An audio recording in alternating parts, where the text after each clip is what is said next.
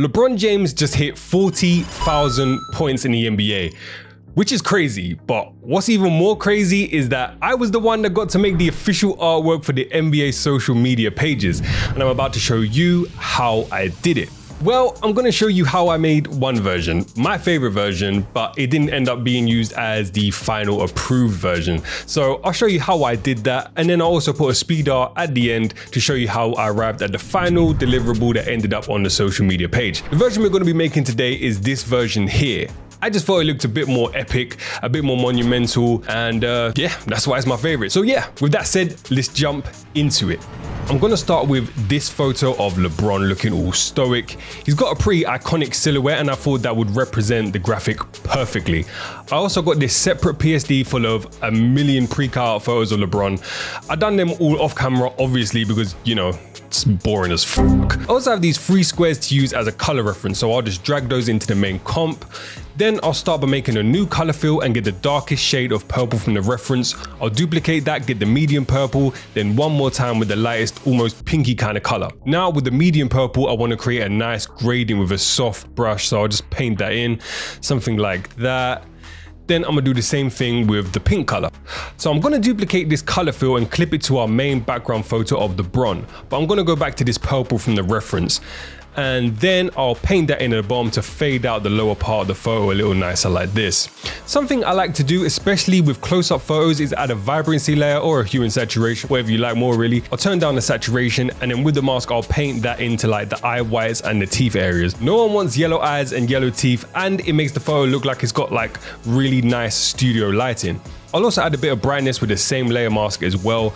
Not too much, you don't want to overdo it and make your eyes and the teeth look super bright and super stand out. It looks too fake, it looks kind of ridiculous, so subtlety, less is more sometimes. Next, we're gonna add some basic camera raw, nothing crazy, and then I'm gonna add some shadows and highlights. I think 2 and 4 will work well with this one, but every photo is different, so you're gonna have to mess around with it. Then I'm gonna add some kind of field blur to kind of make this right side look a bit out of focus, but I wanna keep his actual face sharp, you know? And that just gives a nice overall depth to the photo. Then I'm gonna start to bring in our first smaller cutouts. One from LeBron at the Cavs in his early career, one from the Heat. I thought this photo was perfect, and finally one from the Lakers. I also have this 40K crystal kind of looking text that I made in Blender, then I finished it up in Photoshop. It's a bunch of duplicates of different layers with different blending styles to get the final glossy perfect kind of look. If you want to see how I done this specifically, I gotta put this in a separate video, because if I done it here, the video is gonna freaking be like an hour long and ain't no one got time for that. I also thought it would be cool to include all of his trophies on the way to reaching 40K. Starting with the Larry O'Brien trophies, I'll color correct these a little, make the colors stand out a bit, something like this, add a nice shadows and highlights, curves and that kind of stuff. And then I basically have to do that with all of the trophies, and LeBron's got a lot of friggin' trophies. I only included the regular season trophies before anyone pops up and is like, what about his All-Star MVP and stuff? I ain't including All-Star stuff. It's regular season major trophies, nothing else. But yeah, like I said, I'm about to do all of these trophies, so I'm gonna speed that up because it's gonna take some time.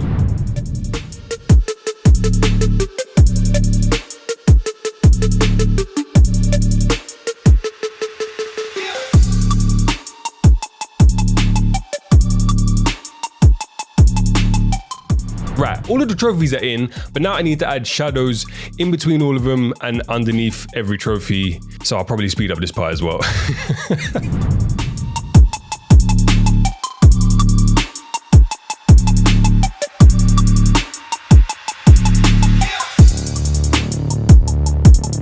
Okay, with that done, I want to add in some cool photos that are going to be kind of in the background. But first, I'll get a selection of the main photo and use that as a mask on a new group. Then I'll blend out some of the lower parts of this cutout. I'm going to put this photo on the right. This shot's important because it was the basket that he scored to get him into first place on the scorers list. So it's not just a random photo that I use, because in comparison to all of LeBron's photos, it's kind of a boring photo, but it holds significance. But I'm gonna position these roughly around about here. And then what I'm gonna do is I'm gonna come back to these in a minute and properly sort them out. First, I'm gonna add in some color correction to these front 3 photos. I'll get into the camera raw, up the clarity a little bit and the dehaze. Then in the color mixer, I wanna mess around with these colors just a little bit. I'm gonna add in some curves, like them curvy, what? God damn it. Okay, then of course some more shadows and highlights, and I also think we need to add in a color balance just to match these tones with the background purpley kind of colors that we got going on. Something like this. Then to go even further with that, I'll get a copy of this purple color, I'll get rid of the layer mask and then maybe set it to lighten. Actually, I might keep it normal, but I'll change the blend if so it only affects the darker areas.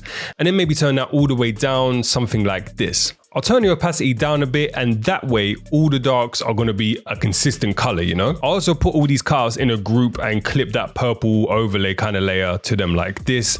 That way it just keeps the file nice and clean. Next, I need to add a shape all the way around this 40K glass text, something like this. Let's just merge these together, and that way I can get a copy of the main background photo, clip it to this new shape, and then we add in the magic ingredient, some of that Gaussian blur. We need to add some of that in because that way it looks like the cool glass text that we got is distorting the stuff that's behind it and it's not just passing through willy-nilly, bruv. I think about 40 works for this, and then I can lower the opacity a bit so we let some of that background purple color through just a bit. Okay, next I need to add the word points under this 40K, and I got this cool gold looking kind of effect PSD. I think it's by a company called Divided Co, and I'll leave a link to them in the description. It's a paid asset, but what can I say? It's the best assets are paid for, but those guys over at Divided make some great stuff. And basically you can go into this smart layer and you can change this text and it will turn it into an incredible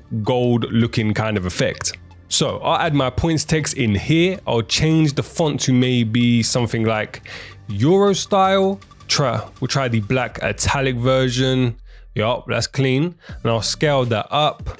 And I'll save it. And there you go, instant gold text that looks amazing. Perfect. Okay, using a duplicate of the gold point smart layer, I want to actually try something. But I want to add this gold line to the 40K text. That's why I have it here as a reference. I'll also drop in some guidelines at the top and the bottom so everything can remain the same height. And then I'll use the pen tool. I'll draw this kind of inline shape that I want. I'll set the color to transparent and add a color to the outline. It doesn't really matter what color because it's going to be changed to gold anyway. And then I'll change the thickness to like 40, maybe 50. And then I'll just finish off all of the letters. Something like this. Like I said, I'm not really sure what to call this, inline, just line or whatever, but we can delete the reference layer for now and save this out. Now, this looks great. I just need to play around with the gradient a little until I get something I'm happy with. There you go. Now, I think this is ready to add to the main comp. We just gotta scale this up like that. And there you go. It's pretty much exactly how I envisioned it in my head. This adds a little something different to the crystal text, you know? Then to finish off these smaller cutouts, I'll add an outer glow, set to color dodge, and that just helps to separate each cutout from one another. I'll then add a hue and saturation, set that to colorize, and change that to a nice purpley pink kind of color like this. Then I'll go ahead and change the blend if so that it only really applies to the lighter areas of the photo. I'll invert that layer mask and I'll start to paint this in. I'm going to kind of give myself some creative license in here to kind of paint this color in wherever I think it looks cool and not necessarily where a realistic lighting is on the graphic. Okay, so listen, you ain't always gotta have perfect lighting. Sometimes do stuff that looks cool, bruv. Like, fuck what people saying it. Now back to these background photos down here. I've added in a gradient map with the middle and lightest purple colors from our reference. I just gotta change the opacity on these and now paint in where I want them to be. I don't want to show the chalk toss from the image because I want to add that kind of like chalk looking stuff in myself. And I have the perfect brush for it as well. We'll go with this one here, scale it, rotate it maybe a little bit, and then add it in. And I just think this looks better, you know what I mean? I can pull it in front of things, I have more control over it specifically, and yeah, it just looks better than the photo version. I'm also gonna get a copy of this and set it to color dodge. Actually, I think vivid light would work better in this situation. No one knows what any of these things do, but just click them until you find something that works in it. And that way it just lets the purple from the background kind of shine through the chalk a little bit. I just need to turn down the opacity a bit. And yeah, perfect. And then I just need to do the same with the photo on this side and just kind of paint that in. I also had this idea to add the Lakers core underneath all the trophies. So let's look for that. These are terrible pictures. So let's actually try something else. There you go. That's the one right there. While I'm here, I'm actually going to drop in these banner photos as well. I have all of the banners downloaded, but I have no idea where I want to put them yet. So I'm going to add them in and then I'll come back to these. But here's our floor photo that we just downloaded. We're going to warp the perspective a bit like this, play around with the scale until we get something that works. Then we can just paint away the edges of the photo like that. The only real thing to do here is to add in those million photos of Lebron cutouts that I have, but instead of making you watch that in real time, I'm just gonna speed it up and then we can jump back in at the end when it's all finished.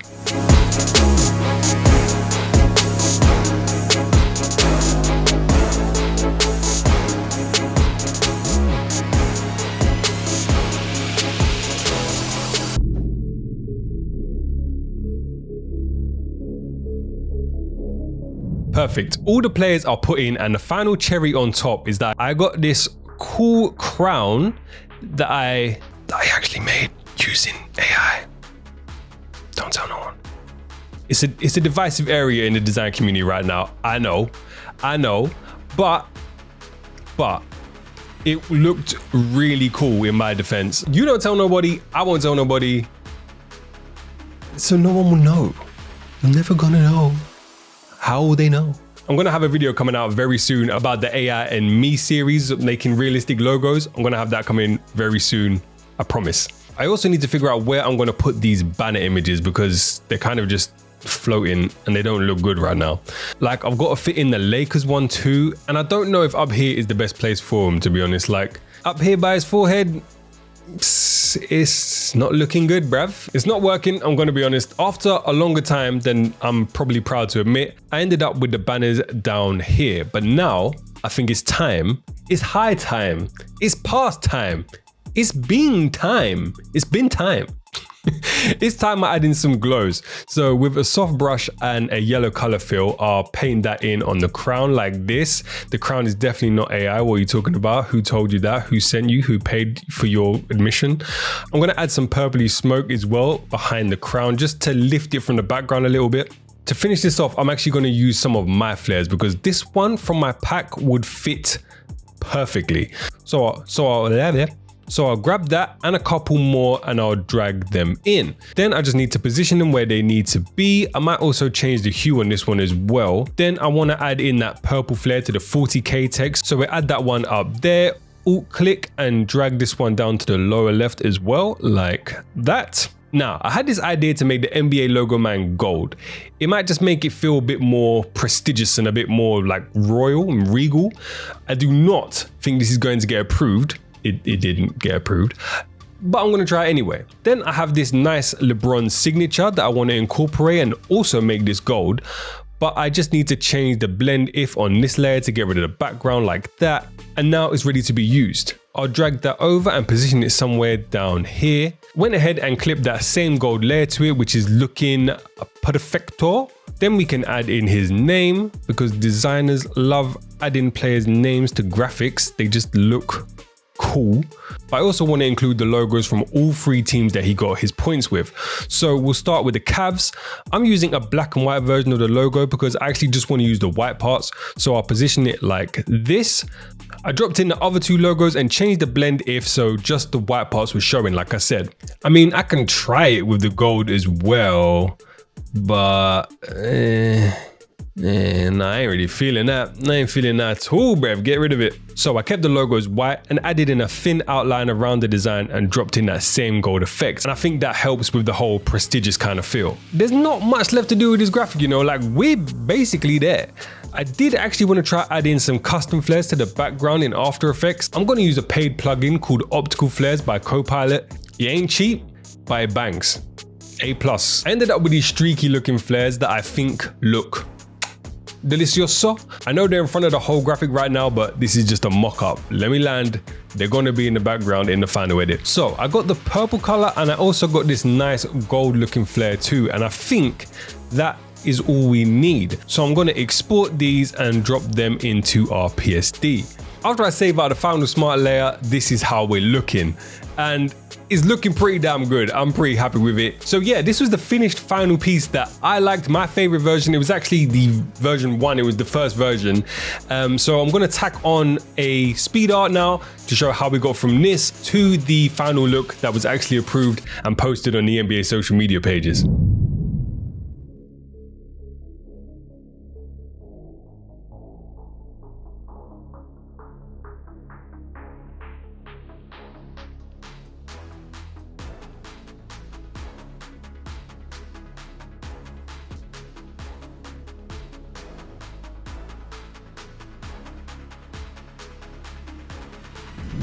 And this is how the final 2 graphics turned out.